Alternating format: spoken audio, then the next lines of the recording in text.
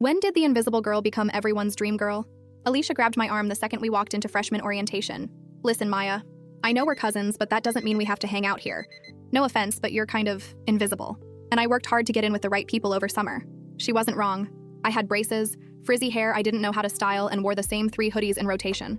Alicia had discovered flat irons, push-up bras, and Instagram angles. She'd already been invited to senior parties. Just don't tell people we're related, okay? She smiled like she was doing me a favor. It'll be easier for both of us. So I became nobody.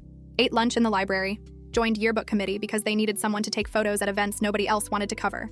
Chess club meetings, drama rehearsals, math competitions, always behind the camera, never in front. Alicia dated Calvin Jenkins from sophomore year. Football captain, perfect teeth, going to state on a sports scholarship. She'd post their couple's photos with captions about my future husband, while I developed film in the darkroom after school. Maya takes the best candids, people would say, not remembering my name 5 minutes later. She's always around, but you never notice her. Perfect. I could study without drama, work on my photography portfolio without Alicia's commentary, join theater tech and learn lighting, start the film club nobody knew existed, build an entire life in the spaces where popular kids didn't look. Junior year, Alicia discovered I'd been accepted to the state art show. Why didn't you tell me you take real photos? She cornered me after family dinner. I need headshots for my modeling portfolio. I'm busy that weekend. I haven't told you which weekend. Every weekend. I'm busy every weekend. She laughed. Don't be petty, Maya. Just because you're jealous doesn't mean you can't help family. Remember freshman year? We're not family at school. Her face went red. That was different. I was trying to protect you. From what? From embarrassment. From trying to fit in where you don't belong. I went back to being invisible. But invisible meant I could change without anyone noticing. Braces came off. I learned about skincare from YouTube, not needing Alicia's approval to experiment. Cut my own hair following tutorials, figured out what actually suited my face. Started working out in the empty gym at 6 a.m. when no athletes were around. Saved money from photographing kids' birthday parties to buy a few quality pieces instead of many cheap ones. Learned that confidence came from competence, not compliments. Senior year started different. I'd spent summer at an art program. Came back with sun-kissed skin and muscle from hiking to photo locations. Still wore simple clothes, but they fit right. Still quiet, but not apologetic about it. People started noticing the girl behind the camera. Have you always been in our grade? Someone asked at the first football game. I was photographing for yearbook, but for once, people were looking at me, not through me. Alicia noticed too. Started showing up where I was. My cousin, she'd say loudly, throwing her arm around me when guys were watching. We're super close. Then Calvin cheated on her with a sophomore. Their dramatic breakup became school gossip. Alicia spent weeks crying in bathrooms, subtweeting about betrayal, making sure everyone knew she was the victim. I kept taking photos, kept not caring, until I developed the film from their breakup night. I'd been covering the basketball game when I caught them fighting in the parking lot, but the photos showed more than a fight. They showed Calvin pushing Alicia, her hitting the car, him grabbing her throat. Nobody knew I had them. Prom was in 3 weeks. Calvin was already dating the sophomore. Alicia pretended she was over it, but I saw her watching them at lunch, hands shaking. I had choices. Delete the photos, give them to Alicia, show them to the principal, or wait. The night before prom, Alicia showed up at my house. First time in 4 years. I need your help, she said. Mascara streaked, desperate. Calvin's going to ruin my life tomorrow. He has this video of me, from when we were together. He says if I'm not nice to him at prom, he'll send it to everyone. I thought about all the times she'd humiliated me, called me invisible, denied our relationship. That's awful, I said. But we're not family at school, remember? Maya, please, this is serious. He's dangerous. You don't understand what he's capable of. I understood perfectly. I'd seen exactly what he was capable of. Had photographic evidence, actually. I have to get ready for prom, I said. I'm sure you'll figure it out. You always do. Her face changed. The desperation morphed into something darker. You think you're better than me now? Because a few people finally noticed you exist? Goodbye, Alicia. She stood on my porch, voice dropping to a whisper. You're going to regret this. I made you invisible once. I can do it again. But this time, it'll be permanent. I closed the door and locked it. My hands didn't shake. I walked straight to the basement where my dark room waited in its familiar chemical smell and red safety light. The film from the parking lot sat in my camera bag where I'd left it 3 days ago, waiting for me to decide what to do with it. Now I knew. I pulled the film canister out and loaded it onto the developing reel in the pitch black of my changing bag. My fingers moved through the familiar motions while my brain stayed quiet and focused. Load the film, seal the tank. Mix the developer to exactly 68 degrees. Pour it in. Agitate for 10 seconds every 30. The process took 20 minutes but felt like no time at all. When I poured in the stop bath, the sharp vinegar smell filled the small space. Then the fixer, then the final wash. I hung the negatives to dry and waited another 30 minutes, sitting on the wooden stool in the red light, not thinking about Alicia's threat, or Tucker's violence, or what I was about to see. Just waiting. When the negatives were dry enough to handle, I cut them into strips and held them up to the light. The images were there in perfect detail. Tucker's hands around Alicia's throat, her head snapping back against the car, his grip getting tighter, her fingers clawing at his arms. The sequence showed everything. 5 frames of clear, undeniable violence. I made one set of prints, watching each image appear in the developer tray like evidence rising from nothing. His face showed anger. Her face showed fear. The parking lot lights gave me enough exposure to capture both. I dried the prints with the hairdryer, watching the paper curl slightly at the edges. Then I put them in a manila folder, wrote Landscape Project 2024 on the tab in my regular handwriting, and filed it between my actual landscape work and my portrait studies. The negatives went into my fire safe in the back of my closet, the one I'd bought with birthday money to store my best work. I spun the combination lock and went to bed at 2 a.m. smelling like chemicals. I woke up the next morning with my hands still carrying the developer smell no matter how much I'd scrubbed them. The scent was stuck in my nail beds and the creases of my palms. I lay in bed running through my options like a film loop playing over and over. I could delete everything, pretend I never saw it, let Alicia and Tucker and Piper figure out their own mess without me. I could give the photos to Alicia and let her decide what to do with evidence of her own assault. I could take them straight to Principal Meadows and trigger whatever official process the school had for this kind of thing. Or I could wait and see what Tucker did next while I prepared everything properly. The waiting option felt wrong and right at the same time. Wrong because someone might get hurt while I sat on evidence. Right because rushing into this without thinking it through could make everything worse. I chose to wait, but I wasn't waiting passively. I was preparing. I got up and made a list in my notebook of everything I needed to do. Document the chain of custody, research school policies, create backup copies, build a timeline, gather any other evidence I could find. The list filled 2 pages. My phone showed 3 texts from Alicia, all sent after midnight. I didn't mean what I said. Then, I was just upset. Then, we're still family. I didn't respond. I got dressed and went to the school. The yearbook meeting that afternoon happened in the journalism classroom where Jen kept all our equipment locked in cabinets along the back wall. 15 of us sat in the desks arranged in a circle while Jen went through the assignment list for the last month of school. Senior awards assembly, spring sports finals, drama club's last performance, prom. When she got to prom, she looked directly at me and said I'd be the primary photographer, which meant I'd be there all night with my camera and my official yearbook press pass. My stomach dropped because this raised my visibility and my risk. Everyone would see me. Tucker would see me. But I nodded and wrote it down in my assignment notebook like it was just another event. Across the room, Raphael caught my eye and mouthed something that looked like, "You okay?" I gave him a small nod. The meeting ended and people packed up their stuff. Raphael walked over and stood next to my desk while I put my notebook away. He didn't ask what was wrong. He just said, "Coffee after this?" And I said, "Can't. I have to get home." Which was true, but also I wasn't ready to talk to anyone about what I knew. During lunch the next day, Alicia performed her usual routine. I sat at my regular spot near the windows with my sandwich and my physics homework. She walked past with her friends, saw some guys from the soccer team at the next table, and suddenly changed direction. She threw her arm around my shoulders and said loudly, "Hey cuz, you coming to my prom thing on Saturday?" Her friends stopped and turned. The soccer guys looked over. I felt her arm heavy across my shoulders, felt her fingers grip my upper arm to keep me from moving away. She kept talking about prom plans and after parties and who was riding in which limo. The second the soccer guys lost interest and went back to their food, she dropped her arm and stepped back. She pulled out her phone and started scrolling without looking at me. Didn't say goodbye. Didn't acknowledge that I was still sitting there.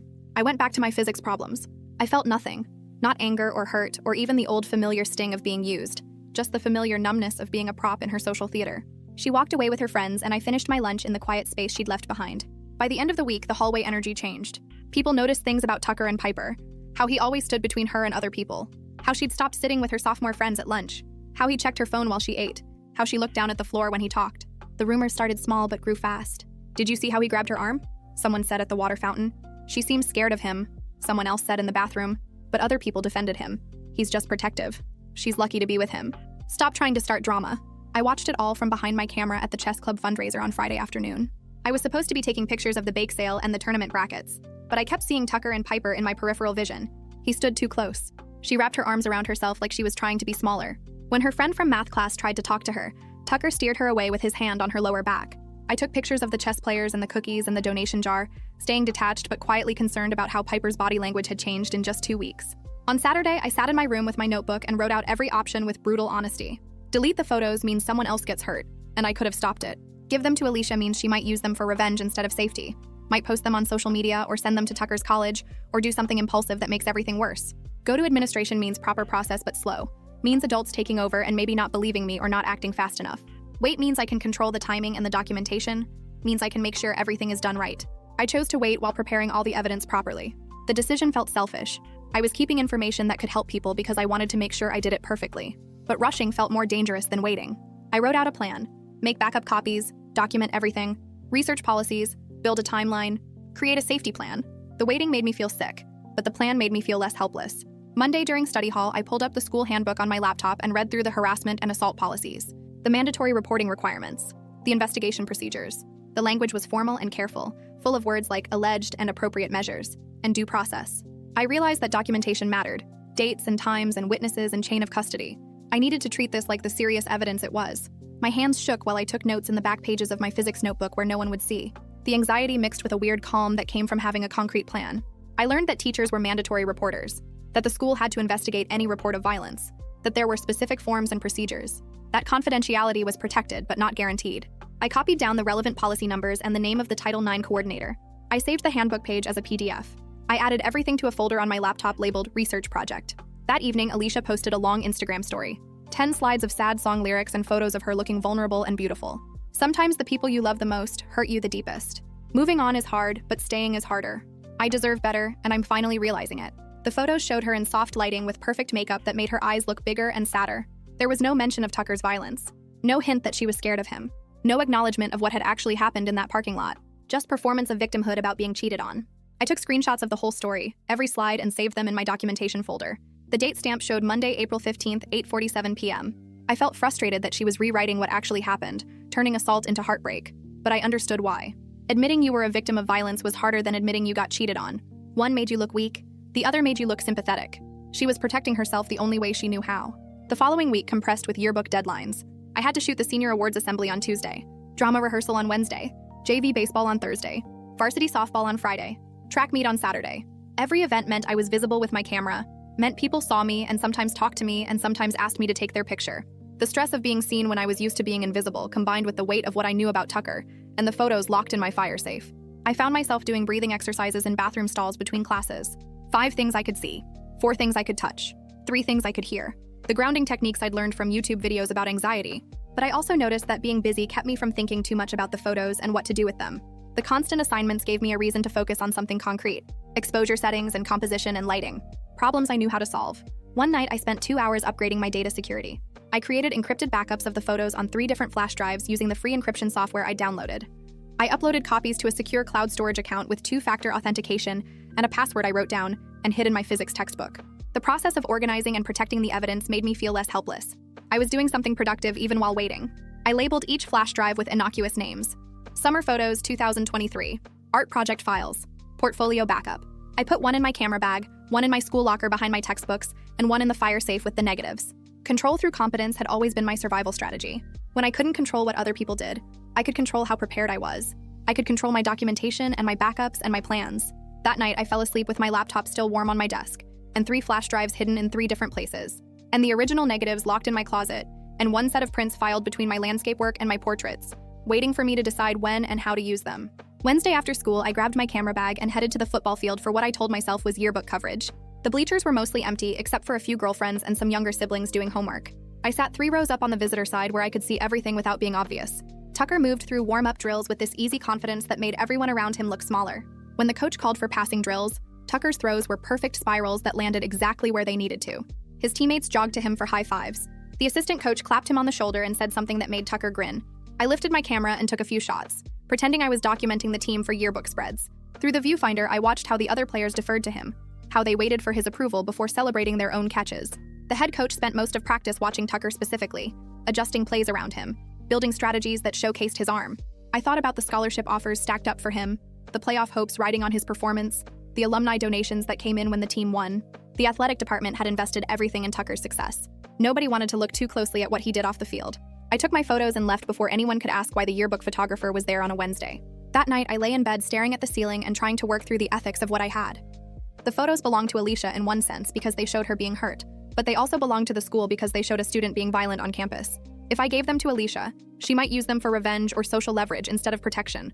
She could post them online to humiliate Tucker or trade them for some kind of power in their messed up dynamic. If I went straight to administration, I was taking away her choice about what happened with images of her most vulnerable moment. Nobody had asked her permission for me to photograph it. Nobody had asked if she wanted this documented. The ethical tension pulled me in different directions until my brain felt tangled. I rolled over and checked my phone. 2:47 in the morning. I put the phone face down and closed my eyes, but sleep wouldn't come.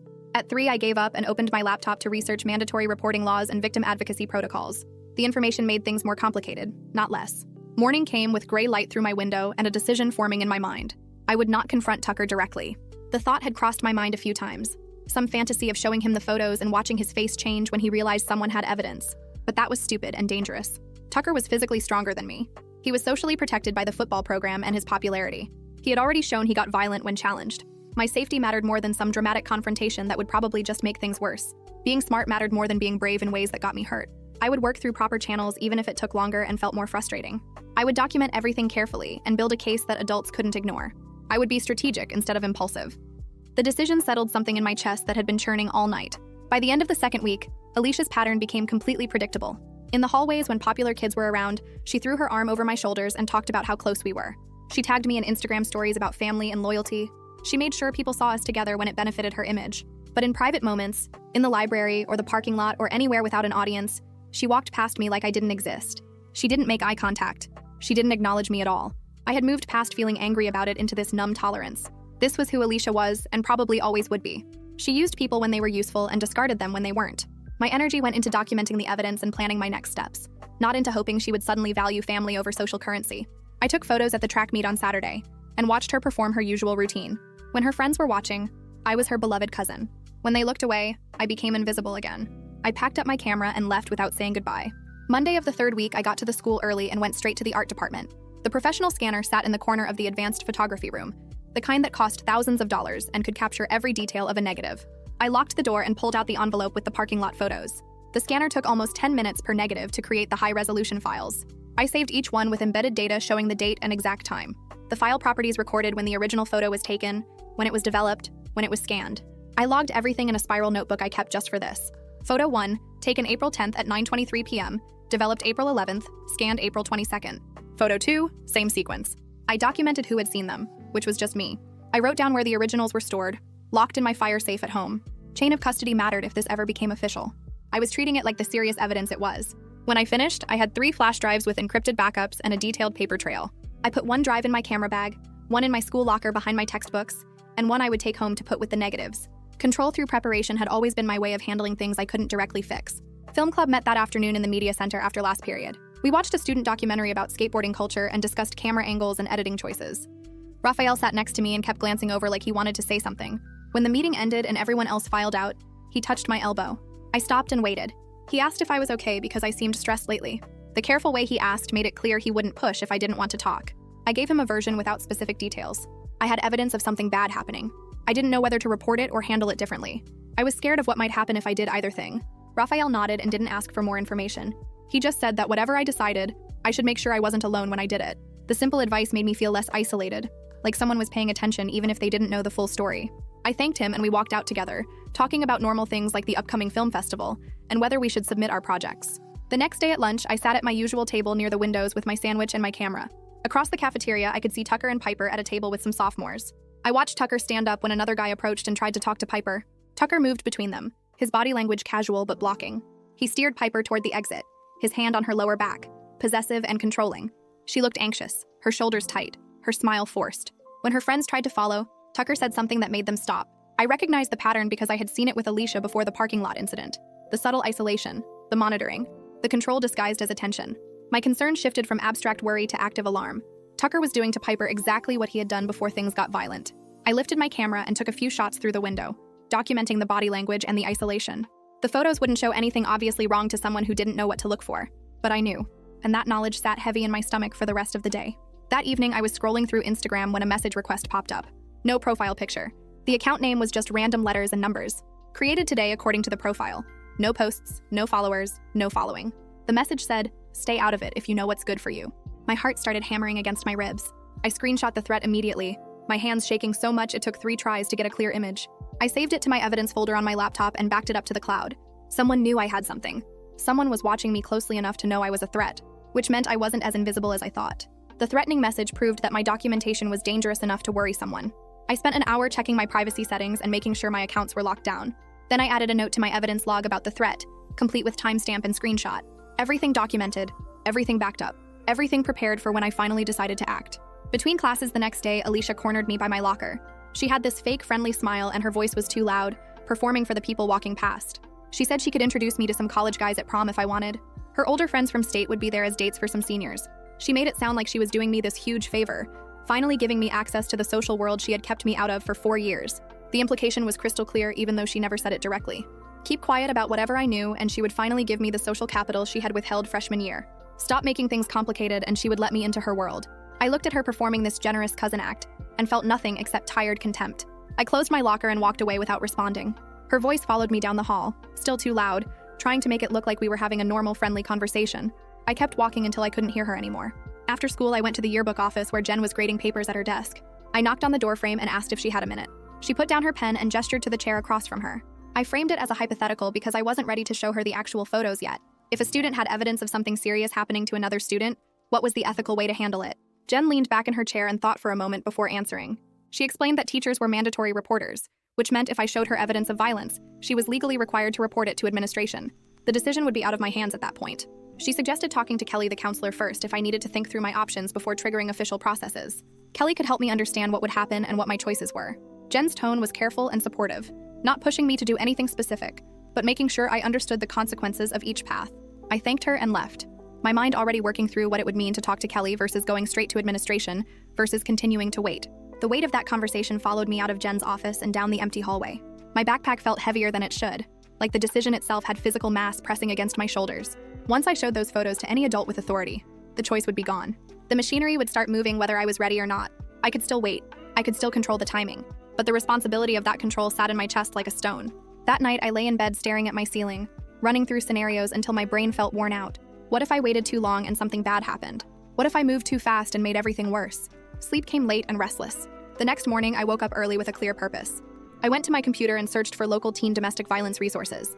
Found a hotline number designed specifically for people my age.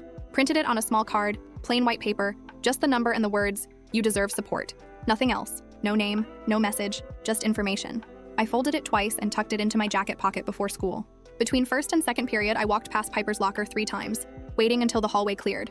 When no one was looking, I knelt down like I was tying my shoe. Slipped the card through the vent slots at the bottom of her locker door where only she would find it. My heart pounded the whole time. It felt like such a small thing, a card with a phone number, but it was something. A resource without forcing a conversation, a way to help without taking away her choice. By lunch, the whispers started. I noticed it first in the cafeteria line when 2 junior girls looked at me and then away too quickly. One of them said something to the other behind her hand. In the hallway after 4th period, someone made a comment about me, always lurking with that camera. By the end of the day, the rumor had spread enough that I heard different versions of it. Creepy photographer. Takes pictures without permission. Always watching people. Someone said I had photos of everyone stored somewhere. Someone else said I was obsessed with documenting private moments. The social blowback stung worse than I expected. It was designed to make people distrust me before I could say anything that mattered. Make me seem weird and invasive so nobody would believe my evidence. But I reminded myself that I had been invisible for 3 years. Survived being nobody. I could handle being labeled the weird camera girl for 3 more weeks until graduation. That evening, I went to the yearbook office to grab my backup lens for a weekend shoot. The second I opened my camera bag, I knew something was wrong. The placement was off. Zippers not quite how I left them. I pulled everything out with shaking hands. The landscape prints I had left visible on top were gone. Someone had been through my stuff, looking for something specific. My hands trembled as I checked every pocket and compartment. But the real negatives were safe at home in my fire safe. The prints they took were just decoys. Random landscape shots from a class project. Still, the violation made my stomach turn. Someone was actively trying to find and destroy evidence. Someone knew I had something worth stealing. I pulled out my phone and texted Jen immediately. "Can I store something important in your locked filing cabinet? We'll explain later." She responded within minutes. "Of course. Come by tomorrow before 1st period." I barely slept that night. Kept thinking about someone going through my things, wondering who it was. Tucker himself or someone doing his dirty work. Either way, it confirmed that I was right to be scared. Right to be careful. The next morning, I arrived at the school 40 minutes early. The hallways were empty except for a few teachers. I had the original negatives in a manila envelope, sealed tight. Went straight to Jen's office. She was already there grading papers with a coffee mug steaming on her desk. I closed the door behind me. She looked up and saw my face and immediately put down her pen. I handed her the envelope without explaining what was inside. We sealed it together with clear tape across the flap. Then we both signed our names across the seal and wrote the date. She took it to her filing cabinet, unlocked it, and placed the envelope in the back of the bottom drawer. Locked it again and put the key in her desk. The physical act of securing the originals with a witness made me feel safer and more committed at the same time. No going back now. During passing period before 3rd period, I was walking to my locker when Tucker appeared. He came from the opposite direction, walking straight toward me in the crowded hallway. My heart started racing before he even got close. He passed right by me, close enough that I could smell his cologne. Leaned in slightly and said quietly, "See you at prom, picture girl." His voice was smooth and his smirk made my skin crawl. Then he kept walking like nothing happened. My heart hammered in my chest.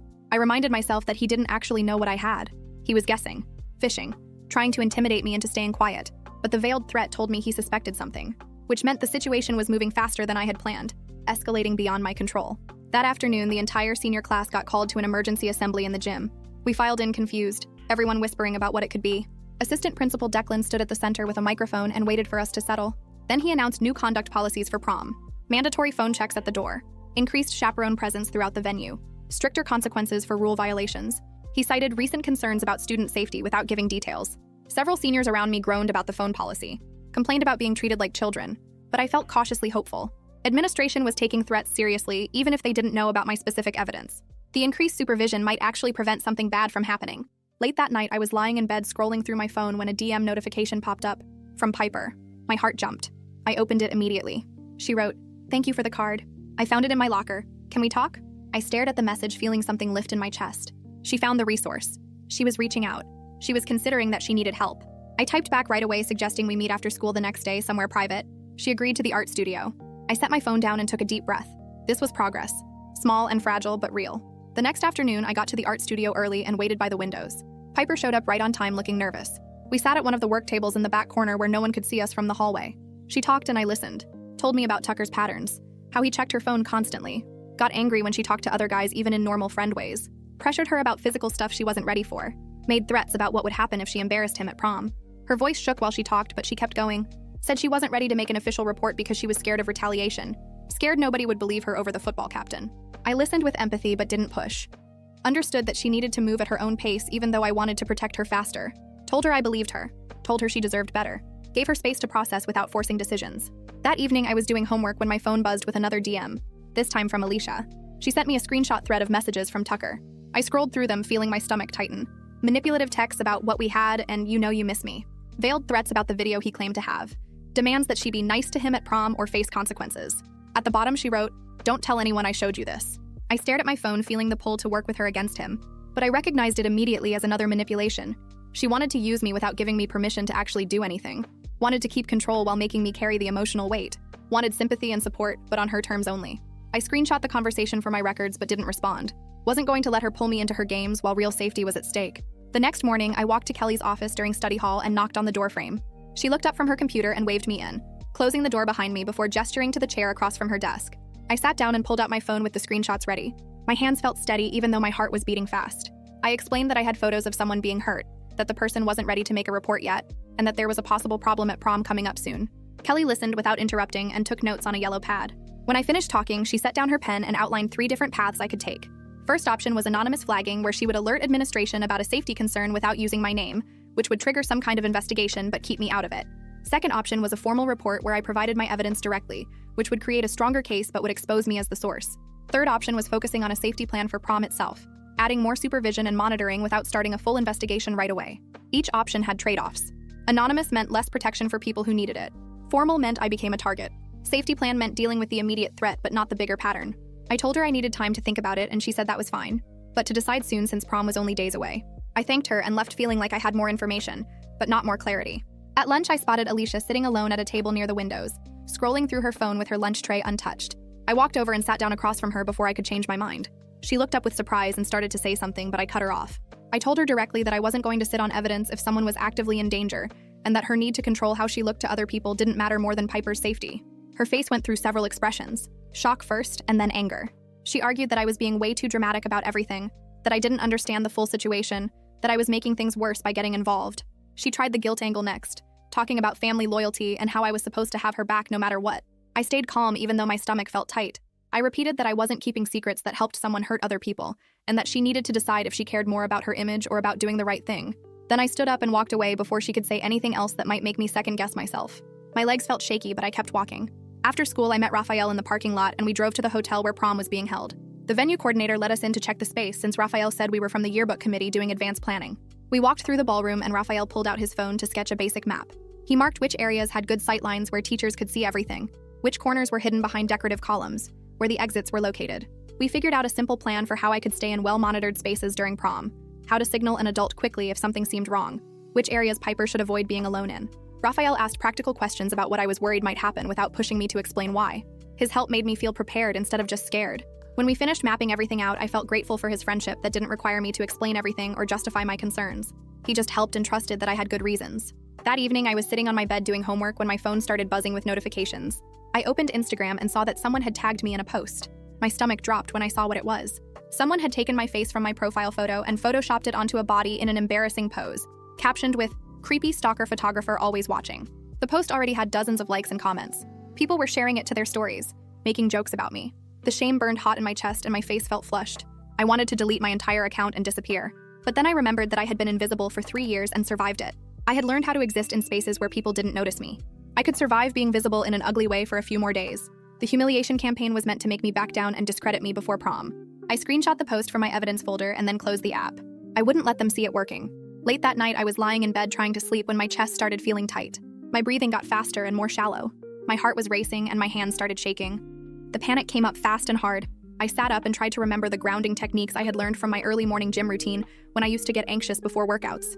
5 things I could see: my camera on the desk, the poster on my wall, my backpack by the door, the lamp on my nightstand, my reflection in the mirror.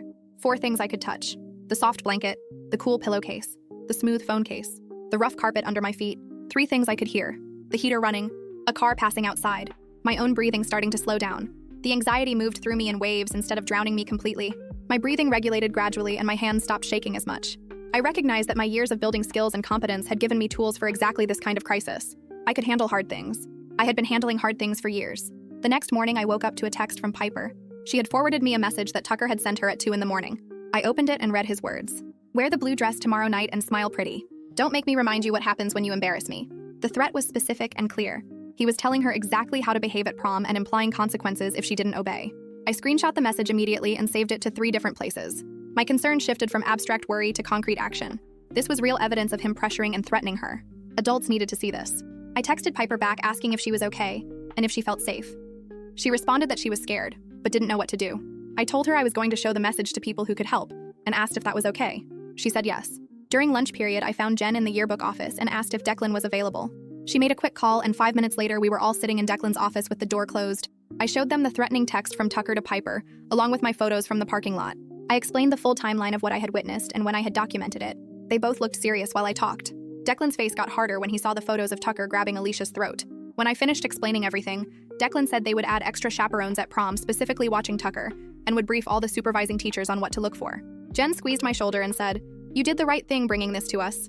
Her words made me feel supported. Competent adults were taking this seriously. They weren't dismissing it as drama or overreaction. They were treating it like the real safety issue it was. 2 nights before prom, I was scrolling through Instagram before bed when I saw that Alicia had posted a new photo. It was a throwback picture of her and Tucker from months ago when they were still together, both of them smiling at some party. She had tagged him in it with a caption about "what could have been" and a sad face emoji. I stared at my phone, feeling frustration build in my chest. Her need to perform and manipulate was actively making the safety plans harder. She was playing social chess and trying to get attention, or make Tucker jealous, or reclaim some narrative about their relationship. Meanwhile, Piper was actually scared and trying to survive. The contrast made me angry. Alicia was still treating this like it was about her image and social status, instead of about people getting hurt. Late that same night, my phone buzzed with a new Instagram message. I opened it and saw it was from Tucker. My heart jumped. The message said, "I know you have pics from the parking lot. Would be a shame if your camera got broken before you could use them." Fear hit me immediately and sharp. He was confirming that he knew about the evidence. He was making direct threats about destroying it and probably threatening me too. My hands shook while I took screenshots of the message. I forced myself to think clearly through the panic. I forwarded the screenshots to both Jen and Declan right away, with a brief message explaining what had just happened. Then I made sure all my backup copies of everything were secure in multiple locations. The fear was real, but I wasn't going to let it stop me from following through. The morning before prom, I went to Kelly's office first thing and told her I was ready to file an official report. She pulled out the proper forms and I provided copies of everything. The photos from the parking lot showing Tucker hurting Alicia. The threatening messages he had sent to both Piper and me. My documentation log with dates and times of everything I had witnessed. A written statement explaining the full context and timeline. My hands shook while I signed the forms at the bottom. Fear and determination mixed together in my chest. I knew this was the right thing to do even though it scared me. Kelly looked at everything carefully, and then filed it all in a locked cabinet. She assured me that the school would take immediate steps to make sure prom was safe, and that my evidence would be handled privately through proper channels. She explained that they would also be contacting Piper's parents and Alicia's parents to make sure everyone was informed and protected. I left her office feeling drained but also relieved that it was finally out of my hands, and in the hands of people who could actually do something about it. By midday, I was standing in the hallway outside Declan's office watching through the glass window as he interviewed Alicia. She sat with her arms crossed tight over her chest and her shoulders hunched forward like she was trying to make herself smaller. I could see her shaking her head and gesturing with one hand, while Declan leaned forward across his desk. Her mouth moved fast, and I knew she was minimizing what happened because that's what she always did when things got real.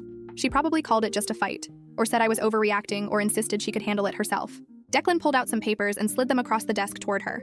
Her face changed completely when she looked down at whatever he was showing her. The defensive anger melted into something that looked like fear mixed with surprise.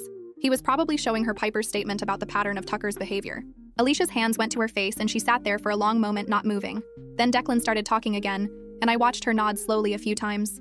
She didn't look happy about whatever they were agreeing to, but she was agreeing, which was more than I expected. When she finally stood up to leave, I turned and walked away fast so she wouldn't see me watching. That afternoon, Piper sat across from Kelly in the counseling office with her hands twisted together in her lap. I was in the waiting area outside because Kelly had asked me to stay nearby in case Piper needed support. Through the partially open door, I could hear Piper's voice shaking as she talked about Tucker's behavior over the past few months. She described how he checked her phone constantly and got angry when she talked to other guys. How he pressured her about physical stuff she wasn't ready for. How he sent that threatening text about what to wear and how to act at prom. Her voice kept breaking, but she pushed through and kept talking. I felt less alone listening to her find that scared courage to speak up, even though she was clearly worried about what Tucker might do when he found out. Kelly's calm voice responded with questions and reassurance. She explained that extra chaperones would be watching specifically for any concerning behavior at prom. She told Piper she could change her mind about going if she felt unsafe, and that wouldn't be a problem at all. When Piper finally came out of the office, her eyes were red, but she looked a little bit lighter somehow. Late that afternoon, I was walking past the administrative offices when I saw Declan talking to the football coach through the window. The coach stood with his arms crossed and his jaw tight. He kept shaking his head and gesturing toward the hallway like he was arguing about something. Declan stayed calm and professional but firm. He pulled out his phone and showed the coach something on the screen. The coach's face went red and he started talking faster with bigger gestures. I could tell he was worried about how this situation would affect the team and Tucker's scholarship to state. The whole conversation felt political and protective in a way that made my stomach tense up. Institutional protection of star athletes was real, and I knew it might make everything harder. But at least the information was out there now. Multiple adults knew what was happening, and that felt better than keeping it all locked in my fire safe at home. At the end of the school day, I was walking down the hallway near the gym when Tucker appeared from around the corner. He stepped directly into my path and moved close enough that I had to stop walking. His body language was meant to scare me, and it worked. My heart started beating faster, and my hands went cold. He leaned down slightly so his face was level with mine, and his voice came out quiet and mean. He said I was going to regret getting involved in things that didn't concern me. Before I could figure out how to respond, a teacher rounded the corner behind him, asking if everything was okay. Tucker's whole face changed instantly into a friendly smile. He stepped back and said we were just talking about yearbook photos. The teacher looked between us for a second, then nodded and kept walking. Tucker gave me one more look before he turned and walked away toward the gym. My fear was still there, but the relief of that teacher showing up exactly when needed made my resolve get harder instead of softer. Tucker was showing exactly who he was, and I wasn't backing down now. After school, I met with Jen in the yearbook office. She closed the door and we sat at the work table surrounded by layout pages and photo proofs. She talked to me about ethics and boundaries in a way that felt like she was trying to help me think clearly instead of just telling me what to do. She explained that I couldn't publicly release the photos without Alicia's permission because they showed her being hurt, and that was her story to control. My priority had to be keeping people safe, not getting revenge or trying to create some big social justice moment. I needed to let the adults handle the enforcement part while I focused on documentation if it became necessary. Her guidance helped me feel less tangled up in competing feelings about what I owed Alicia versus what I owed Piper versus what I owed myself. I wasn't trying to destroy Tucker or save Alicia. I was trying to prevent someone from getting hurt at prom tomorrow night. That clarity made everything feel more manageable. That evening, my phone buzzed twice in quick succession. Both messages were from Alicia. The first one said, "Don't you dare show those pictures to anyone else." I stared at it feeling annoyed because I'd already shown them to the people who needed to see them. Then 5 minutes later, another message came through saying thank you for telling someone. The two conflicting texts showed she was fighting with herself about whether to be angry or grateful. She wanted to maintain control over the situation while also feeling relieved that adults were finally involved and taking it seriously. I felt my old bitterness toward her soften just a little bit into something more like tired empathy. She was still manipulative and self-centered and probably always would be. But she was also genuinely scared, and that was a human thing I could understand, even if I didn't forgive all the ways she'd treated me over the years. Late that evening, I sat on my bedroom floor and laid out all my camera gear for prom. I packed fresh batteries and 3 memory cards into my bag. I cleaned my lens and checked that everything was working properly. But while I did all this, I made a firm decision about how I would handle tomorrow night. I would only take photos if something was actively happening that needed to be documented, and I would alert adults first before raising my camera. My role at prom was photographer second and witness first. People's safety mattered more than getting the perfect shot for yearbook. The calm readiness I felt was different from my usual detached observation mode. This time I was choosing to be present and engaged instead of hiding behind my lens. Prom started with chaperones standing in obvious positions all around the venue. Declan was stationed near the main entrance. 2 other teachers were posted by the emergency exits. A parent volunteer sat at a table by the bathrooms. They were enforcing the phone policy strictly at the door with a basket for students to deposit their phones, though I noticed several people sneaking theirs past the check by hiding them in purses or jacket pockets. The first hour passed with normal prom energy. People danced in groups on the floor. Couples posed for photos at the backdrop. Girls went to the bathroom in packs to fix their makeup and talk. Guys stood around the edges making jokes and rating people's outfits. The DJ played the expected mix of current hits and old songs that everyone knew the words to. But I stayed alert the whole time instead of relaxing into the party atmosphere. I tracked where Tucker was and made sure Piper had clear sightlines to adults whenever he was near her. My whole body felt tense and ready, like I was waiting for something bad to happen. I wasn't here to have fun or take cute photos for my own memories. I was here to watch and be ready. Midway through the evening, I saw Tucker walking toward Alicia near the refreshment table. He said something to her and gestured toward the exit doors. She shook her head and stepped back. He moved closer and said something else. She shook her head again, more firmly this time. Then he grabbed her arm and started pulling her toward the door. I saw his hand tighten around her wrist and her face showed clear fear. My heart started pounding hard, but I forced myself to act instead of freezing. I caught Declan's eye across the room and pointed toward Tucker and Alicia. Then I raised my camera and took 3 quick shots of Tucker pulling her and her trying to resist. Just enough to document what was happening without turning it into some exploitative photo essay of her fear. My hands shook while I held the camera, but I made myself stay focused and decisive. Declan and 2 other chaperones moved fast across the room. They reached Tucker and Alicia within seconds. Declan put his hand on Tucker's shoulder and said something I couldn't hear over the music. Tucker let go of Alicia's arm and started arguing loudly. I could see his mouth moving and his face getting red. One of the other chaperones guided Alicia away toward a private room. Declan and the 3rd chaperone walked Tucker toward the exit, still talking to him in that calm, firm way adults use when they're not going to change their minds. Tucker kept gesturing and talking, but they didn't stop moving. They took him to a small office near the entrance, and I saw them confiscate his phone before closing the door. 5 minutes later, they walked him out to the parking lot, and his night was over. I lowered my camera, and my whole body started shaking with adrenaline release. My hands trembled, and my legs felt weak. Relief mixed with leftover fear in my chest, making it hard to breathe normally for a minute. But it was done. Tucker was gone, and Alicia was safe, and Piper could actually enjoy the rest of her prom without watching over her shoulder. Kelly appeared beside Piper within minutes, and guided her to a quiet corner near the coat check area. I watched from a distance as Piper sat in a folding chair and started talking, her hands moving as she explained what she'd seen and what she'd been dealing with. Her voice sounded clearer now, stronger than the shaky whispers I'd heard from her over the past weeks. Kelly took notes on her phone and nodded, asking questions I couldn't hear, but that seemed to help Piper organize her thoughts. The whole conversation lasted maybe 15 minutes, and by the end, Piper's shoulders looked less tense, even though tears streaked her makeup. Meanwhile, Declan came back inside and found Alicia standing against the wall near the bathrooms, her whole body shaking like she was cold even though the venue was warm. He spoke to her quietly, and she nodded, letting him guide her toward the same private office where they'd taken Tucker earlier. I saw her face as she walked past, and it looked stripped of all the performance she usually wore, just raw fear and exhaustion. 2 other girls from her friend group started to follow, but a chaperone gently redirected them, explaining Alicia needed space to calm down. The fragility I saw in both Piper and Alicia felt more real than anything else that had happened tonight, like watching people drop the masks they wore every day at the school. I felt grateful they were both getting actual support from adults who knew what to do, even if the whole situation was complicated and messy and nowhere near resolved. The prom continued around us, but the energy had shifted from celebration to gossip and speculation. People clustered in groups whispering about what they'd seen, taking videos on phones they'd smuggled past the check, creating their own versions of events that would spread through social media before the night ended. I put my camera away in my bag and found a chair near the wall where I could just sit and let my adrenaline finish draining. My hands still shook a little and my heart rate was only slowly returning to normal. Around 11 o'clock, 2 security officers showed up and talked to Declan in the hallway outside the main room. I saw them gesture toward the office where they were keeping my evidence copies, and Declan nodded and led them that direction. 20 minutes later, Kelly found me and asked if I could come give a statement and hand over my documentation. We went to a small administrative office that smelled like old coffee and cleaning products. The security officers were there along with someone they introduced as the police liaison who worked with the school district. I pulled out the manila envelope I'd prepared with copies of everything, photos printed on photo paper, screenshots of the threatening messages, my documentation log showing dates and times and chain of custody. The police liaison went through each item carefully while one security officer took notes. Then she pulled out an official form and had me sign it, explaining this showed when I collected the evidence, how I stored it, who had access, and when I turned it over to authorities. My signature looked shaky on the paper, but I got it done. The whole process took almost an hour, and by the end I felt completely drained, like all the energy had leaked out of my body. But I also felt steady in a weird way, knowing I'd done what I could with the information I had, and that proper authorities were now handling it. It wasn't my responsibility to carry alone anymore. Monday morning, I walked into school and immediately felt the difference in the air.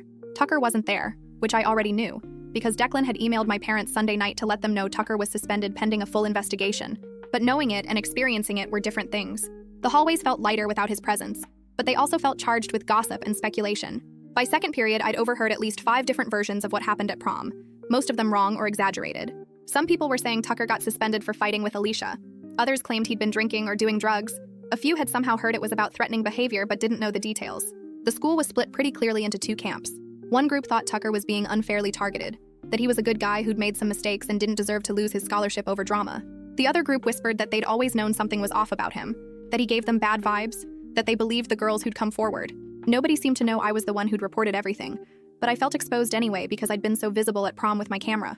I caught people looking at me in the hallways and whispering, probably trying to figure out what I'd seen or what I knew. The mixed feelings in my chest were hard to sort through. Relief that Tucker wasn't in the building, that Piper and Alicia could walk around without watching for him, but also this uncomfortable awareness that I was now connected to his suspension in ways I couldn't control. The social consequences of speaking up were real and immediate. Some kids I barely knew gave me dirty looks. Others went quiet when I walked past their lunch table. But it was manageable.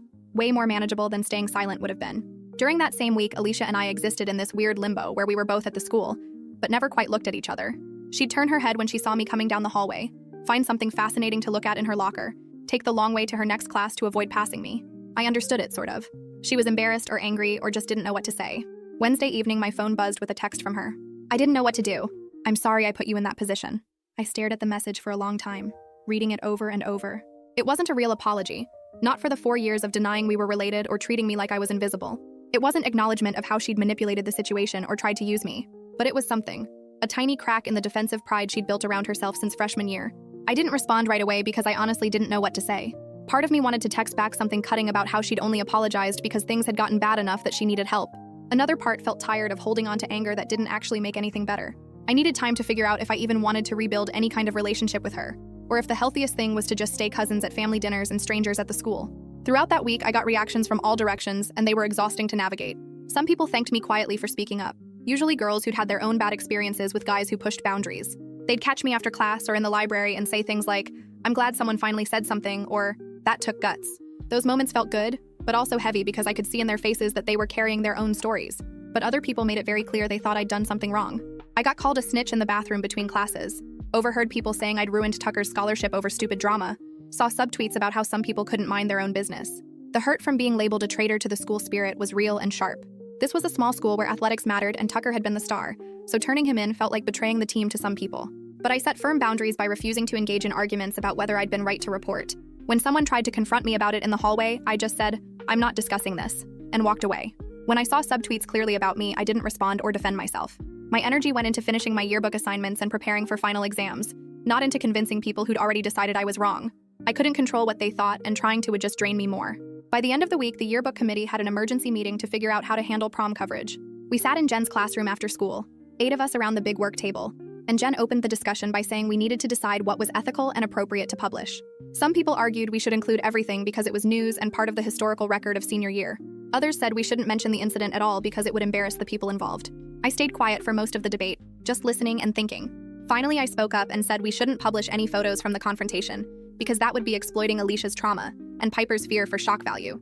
But I also said we could do something educational, something that acknowledged what happened without sensationalizing it. I drafted a short anonymized sidebar about consent, healthy relationships, and campus resources for students experiencing dating violence. It didn't name anyone or describe specific events, just offered information and support. Jen read it over and made a few small edits. Then the committee voted and everyone agreed to include it in the final layout. The sidebar would go on a page near the prom photos, turning my experience into something that might actually help someone without exploiting anyone's trauma. That felt right, like I'd found a way to use what happened for something good. That weekend, the film club had its end-of-year showcase at a local community center, and my landscape photography short film was scheduled to screen. I almost didn't go because I was exhausted from the drama of the past 2 weeks and didn't want to be around people. But Raphael texted me saying he'd saved me a seat and I should come see my work on a real screen instead of just my laptop. The community center had a small theater room with maybe 50 seats, and about 30 people showed up, including some parents and a few teachers. My film was third in the lineup. 5 minutes of footage I'd shot during hikes over the past year, landscapes and nature shots edited to music I'd found on a Creative Commons site. Watching it on the big screen felt surreal, like seeing my own vision reflected back in a way that made it feel real and valid. When it ended, people actually clapped. Not just polite applause, but genuine appreciation. A couple of people came up to me afterward and said specific things they'd liked about the composition or the editing choices. I deliberately redirected attention to my craft and my artistic vision, reminding myself and everyone else that I was more than just the girl who reported Tucker. The quiet pride I felt in my creative work helped balance out the social complications of the past month. This was who I actually was, someone who made things and saw beauty, and worked hard to get better at my skills. The following week, Piper sat down at my lunch table without asking if it was okay, just set her tray down across from me and said hi.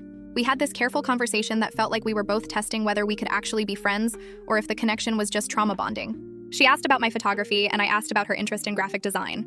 We talked about composition and color theory and whether digital or traditional media was better for certain effects. The conversation felt fragile but real, based on actual shared interests and mutual respect instead of social convenience. Neither of us mentioned Tucker or prom or what had happened. We just talked about art in classes and what we were thinking about for summer. Before lunch ended, we made plans to work on a collaborative art project over the summer, maybe a zine or a photo series with graphic design elements. I felt cautiously optimistic about building a genuine connection with her, Like maybe something good could come out of all the mess. After school that same week, Raphael found me in the yearbook office and pushed a flyer across the table toward me. It was for a local youth art showcase that featured emerging photographers, submission deadline in 2 weeks. He said I should submit my portfolio because my work deserved to be seen beyond yearbook pages and school projects. I hesitated immediately, my self-doubt flaring up with all the usual questions about whether my work was actually good enough or if I was just decent compared to other high school students. Raphael didn't let me spiral though. He pulled up the showcase's website and showed me previous year's featured artists, pointing out that my technical skills were just as strong and my artistic vision was more interesting than half of what they'd shown. He insisted that I at least try, that the worst thing that could happen was they'd say no, and I'd be exactly where I was now. I tentatively agreed to submit 3 pieces, feeling nervous but also kind of ready to let my photography speak for itself outside the context of school drama and personal relationships.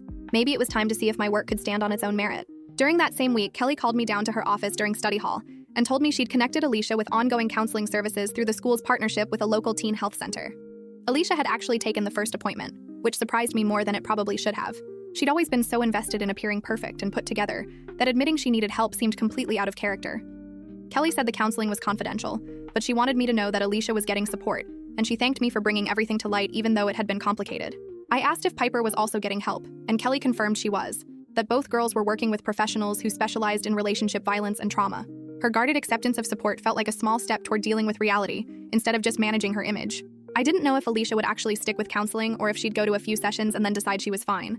But at least she'd taken the first step, which was more than she'd been willing to do before everything came out. On Saturday, Alicia showed up at my house and we sat on the front porch steps with awkward space between us. She picked at her nail polish while I waited for her to start talking. Finally, she said we needed to figure out how to be cousins without making it weird for either of us. I suggested that at family stuff with our parents we could be normal relatives, but at the school we just lived separate lives without pretending to be close or pretending to hate each other. She looked relieved when I said it, like she'd been worried I'd demand we suddenly become best friends or something. We both agreed that having clear rules felt better than the fake performances or hostile silence we'd been doing for 4 years. The conversation only lasted maybe 15 minutes, but when she left, I felt like we'd actually solved something instead of just creating more drama. 2 weeks later, I was checking my email between classes when I saw a message from the youth art showcase. My hands shook a little while I opened it because I'd been trying not to think about whether they'd select my portfolio. The email said they were inviting me to submit work for the alumni exhibition in the fall. It wasn't some big trophy or grand prize, just an invitation to participate with other emerging photographers. But somehow that felt more real than flashy recognition would have. I forwarded the email to Raphael during lunch with a message thanking him for pushing me to submit, because I wouldn't have done it without his encouragement. He wrote back immediately with about 15 exclamation points and said we should celebrate after finals. I felt genuinely excited about having opportunities that had nothing to do with Tucker or Alicia or any of the drama that had consumed the last month of senior year. In the final week of school, I sat alone in the dark room developing my last roll of film from senior year. The chemical smell was familiar and comforting while I watched images emerge in the developing bath. I thought about how different I was from the invisible freshman Alicia had dismissed 4 years ago, with her flat iron and Instagram angles. I was visible now, but on my own terms. Not because I was popular or dramatic, but because I'd chosen to act when action mattered. The evidence from the parking lot was archived properly with the school. Tucker's case was moving through legal processes that would take months. Alicia was going to therapy, but she was still complicated and self-centered in a lot of ways. Piper was healing, but she'd carry scars from what Tucker did to her. Nothing was fixed or fair or wrapped up neatly. But I wasn't invisible anymore, and more importantly, I didn't want to be. The confidence I felt wasn't about everything being perfect. It was about knowing I could handle hard things, and that the skills I'd built over 4 years spoke louder than any social performance ever could. I hung the last strip of negatives to dry and turned off the darkroom light, ready for whatever came next. So yeah, that's pretty much it. Nothing too deep, just another small story from real life. Thanks for listening. It always feels like chatting with an old friend. Come back next time if you want to hang out again.